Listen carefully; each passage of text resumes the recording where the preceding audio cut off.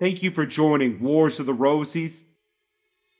And this is Corn, Wine, and Oil from the Encyclopedia of Freemasonry by Albert G. Mackey. Corn, wine, and oil. Corn, wine, and oil are the Masonic elements of consecration. The adoption of these symbols is supported by the highest antiquity. Corn, wine, and oil were the most important productions of Eastern countries.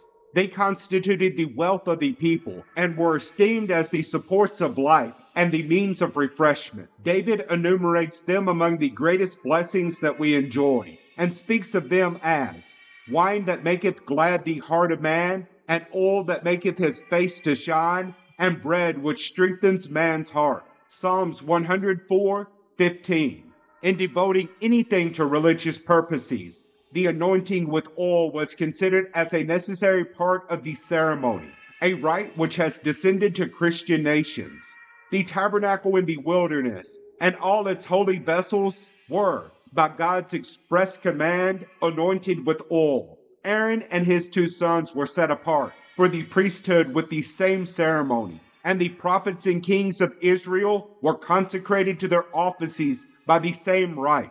Hence, Freemasons' lodges, which are but temples to the Most High, are consecrated to the sacred purposes for which they were built by strewing corn, wine, and oil upon the lodge, the emblem of the Holy Ark.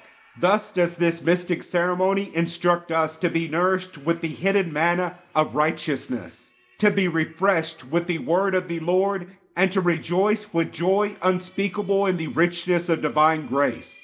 Wherefore, my brethren, says the venerable Harris, wherefore do you carry corn, wine, and oil in your possessions, but to remind you that in the pilgrimage of human life you are to impart a portion of your bread to feed the hungry, to send a cup of your wine to cheer the sorrowful, and to pour the healing oil of your consolation into the wounds which sickness hath made in the bodies or affliction rent in the hearts of your fellow travelers. In processions, the corn alone is carried in a golden pitcher. The wine and oil are placed in silver vessels. And this is to remind us that the first, as a necessity, and the staff of life, is of more importance and more worthy of honor than the others, which are but comforts.